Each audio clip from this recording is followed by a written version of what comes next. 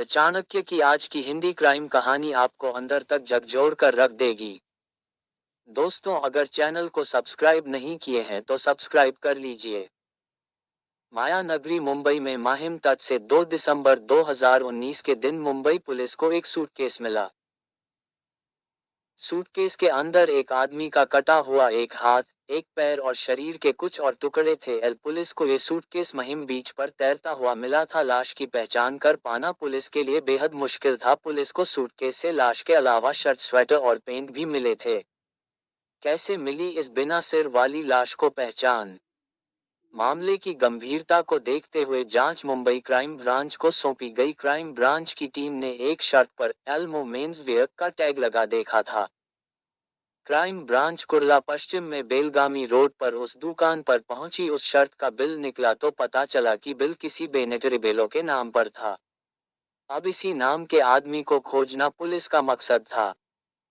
Mumbai crime branch ने Facebook पर Bennett Rebelo को सर्च किया और कई प्रोफाइल्स में तस्वीरें खंगाली, जिसमें से एक व्यक्ति वही वाली लाल स्वेटर पहने हुए था जो उस सूटकेस में मिली थी। इस तस्वीर से कंफर्म हो गया कि ये वही बेनेट रिबेलो है। फेसबुक आईडी से पता चला कि वो म्यूजिशियन था और गिटार बजाता था। उसने अपने फेसबुक अकाउंट पर अपना विजिटिंग कार्ड भी अपलोड किया था। कार्ड पर लिखे पते पर पुलिस पहुंची। देखा कि घर पर ताला लगा हुआ है।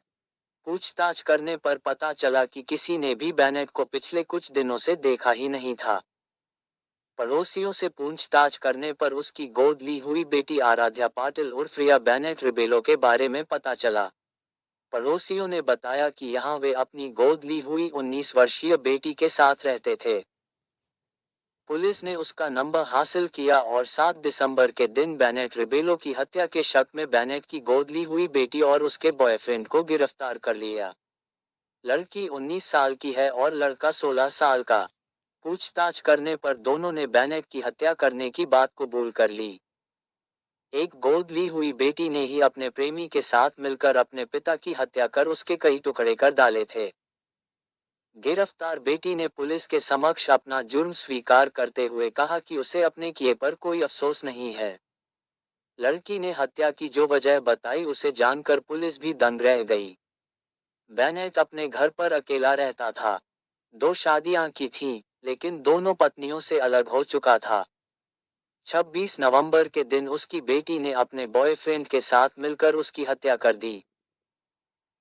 उसने घटना की पूरी जानकारी देते हुए बताया कि दोनों ने बेनेट के ऊपर चाकू और डंडे से हमला किया, उसके मुंह पर मच्छर मारने वाला स्प्रे किया और चाकू से गोदकर मार डाला। इसके बाद शव को ठिकाने लगाने का एक प्लान बनाया। उन्होंने 3 दिनों तक शव को घर में रखा। इस दौरान रिबेलो की बेटी और बॉयफ्रेंड फ्लैट पर ही मौजूद थे।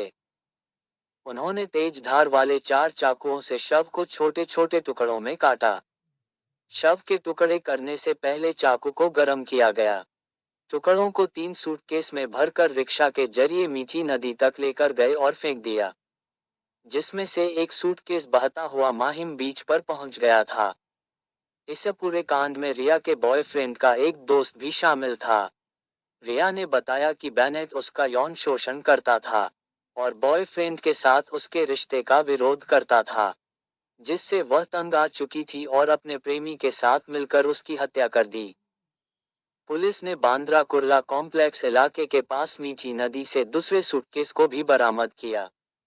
बाद में पुलिस ने इस मामले में तीसरे आरोपी को गिरफ्तार किया। पुलिस की गिरफ्त में आए इस तीसरे आरोपी का नाम अली उमर मियां चाउस है। अली 19 साल का है और आराध्य उर्फ रिया के प्रेमी का दोस्त है। वारदात के अगले दिन यानी 27 नवंबर को रिया और उसका प्रेमी घाटकोपर में अली से मिले थे। दोनों ने अली को बेनेट की हत्या कर दिए जाने की बात कही, फिर उससे लाश के टुकड़े करने के लिए चॉपर का इंतजाम करने को कहा। 2 दिन बाद यानी 30 नवंबर को अली वाकोला आया, जहां उन तीनों ने मिलकर रात भर बेनेट की लाश को टुकड़े टुकड़े काटा और फिर उन टुकड़ों को अलग अलग बैग में भरने का काम किया। अली ने पुलिस को बताया कि उसने बेनेट के काटे हुए धड़ को बैग में भरने के बाद उसको टेप से लपेट दिया था। साथ ही उसने लाश को ठिकाने लगाने के लिए जरूरी सामान की खरीदारी में उन दोनों की मदद भी की।